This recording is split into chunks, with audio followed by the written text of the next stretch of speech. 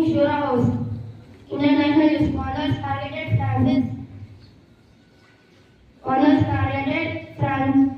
France's high-speed TGV network with a series of coordinated attacks. National news. On Kargil War anniversary, PM Modi warns Pakistan against supporting terrorism and proxy war against India. Thank you. Happy morning, dear. Today's state sports is brought to you by Tina Ishwar of Great and Topaz. Today's state news: the rise of frequency of whirlwinds during state of monsoon. Sport news: Indian cricket women's team qualified to the finals by beating up Bangladesh. Thank you. Brought to you by Abdul from Great and Topaz. Representing Shura, thought to succeed in your mission, you must have single-minded devotion to your goals. I repeat again. To succeed in your mission, you must have single-minded devotion to your goals. Thank you. By Vengopa from Great and Topaz. Representing Shura House. Today's word: devotion. It is a noun. Meaning religious worship or observance. Friends, please spell after me. Devotion. DEVOTION. Devotion. Thank you. Myself, Julian Sir from Great and Topaz. I am going to say about a story.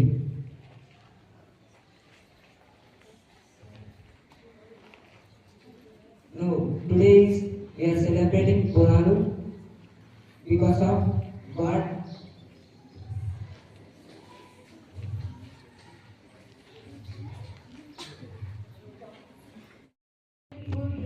You not as all you are coming down and you are late, but you are falling and you get it injured. Please eat properly. Thank you. Deliver a speech on friendship.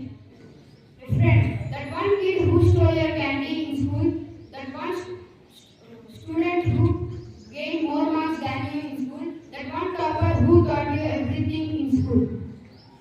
Every friend that crosses our path in life always has something to give us. Maybe a good memories, lessons, or just something good fun. True friends are always there for us through thick and thin or good or bad. True friends are always there for us to support our decisions and correct us for our well-being. So through this speech, I am delighted to extend my gratitude to such friends whom I am blessed with. Thank you, Abhishek. Telangana రాష్ట్ర పండుగ గుర్తించబడింది. బోనాల పండుగ ఆషాఢ మాసం మొదటి ఆదివారం నుండి ఆషాఢ మాసం చివరి ఆదివారం వరకు గ్రామ దేవతల ఆలయాల్లో నిర్వహిస్తారు. ముఖ్యంగా గ్రామ దేవతలు మైసమ్మ, దుర్గమ్మ, పోచమ్మ, ఎల్లమ్మ, పెద్దమ్మ మొదలైన దేవతలందరికీ బోనాలు సమర్పించి చల్లగా చూడమని పూజలు చేశారు. బోనం అంటే భోజనం అని అంటారు.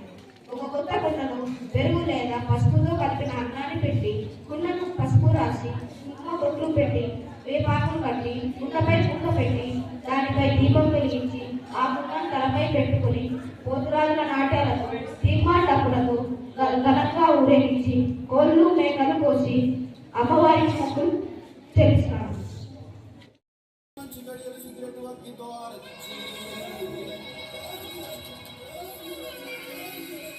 పానంతో నీ సోపతికి కావ దీపాలని పబ్బతి పట్టినం జలభద్రంగా ఎల్లి రామిటో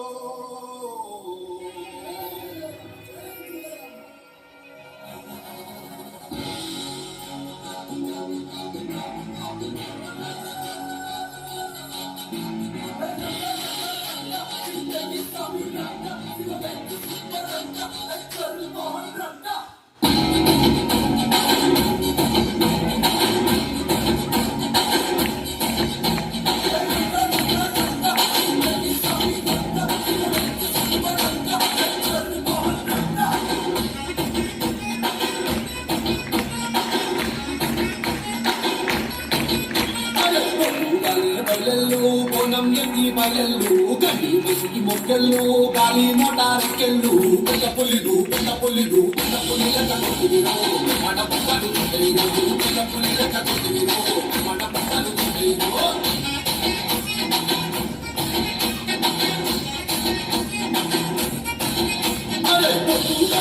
బయలు పొలం ఎత్తి బయళ్ళు గడ్డి ముసుకి మొక్కళ్ళు గాలి మోటారెక్కెళ్ళు పెద్ద పులిలు పెద్ద పులిలు పెద్ద పులిల కట్టుకునిరో మన పక్కలు చుట్టేరో పెద్ద పులిల కట్టుకునిరో మన పక్కలు చుట్టేరో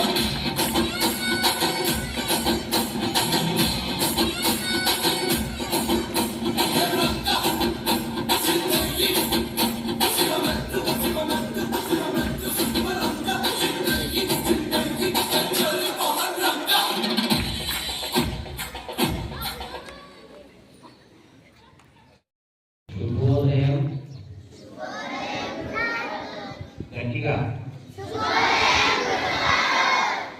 వెరీ గుడ్. ఈ బోనాల పండుగ నాకు అంతగా బాగా తెలియదు కానీ చెప్తాను. ఈ బోనాలు అనేటటువంటి ఈ రోజు నుంచి మొదలుపెట్టి 30 రోజుల పాటు జరుగుతుంది. ఒక నెల పాటు ఈ బోనాలు అనేటటువంటి పండుగ చేస్తున్నారు. ఈ మైసమ్మ కానీ ఎల్లమ్మ కానీ వీళ్ళంతా ఈ గ్రామ దేవతలంతా కూడా పార్వతీదేవి పార్వతీదేవి అనుకుంటూ గౌరీదేవి యొక్క రూపాలు. ముఖ్యంగా ఈ తెలంగాణ సంస్కృతిలో గౌరీదేవిని పూజించేటటువంటి ఒక ఆచార వ్యవహారం అనేటటువంటి ఆనాడు గ్రామాలకు రక్షణగా దేవతల్ని నిలబెట్టుకుని గొప్పగా పూజించేటటువంటి వాడు. ఈ కుండలలో మరి భోజనాలు తీసుకొని వచ్చేటటువంటి వాడు. అంటే అప్పటి కాలంలో బహుశా భోజనం అనేటటువంటిది కొంచెము కరువుగా ఉండేది. ఉన్నటువంటి వాళ్ళు ఆ కుండలను మరి లేదా గొప్ప ఒక తయారు ఉంటాయి. ఇప్పుడు మనకంటే అన్నం ఎక్కువైపోతుంది, కానీ ఆనాడు భోజనం అంటే దొరికితే అన్నం పరబ్రహ్మ స్వరూపం అని అన్నాన్ని పరబ్రహ్మంలాగా పూజించుకొని మీరు ఇప్పుడు తింటున్నారు, అన్నం తింటున్నారు, కానీ ఒక కాన్సన్ట్రేషన్ అనేటటువంటి లేదు. అది నిజంగా అనారోగ్యకరమే. మరి ఆనాడు అన్నానికి ఉన్నటువంటి విలువ అలాంటిది. తర్వాత ఏదైనా కానీ సంస్కృతిలో ఇప్పుడు బోనాలు అనేటటువంటి ఈ దేపాకు అనేటటువంటి ప్రపంచ దేశాలని గుర్తించినటువంటి ఒక మెడిసినల్ ప్లాంట్.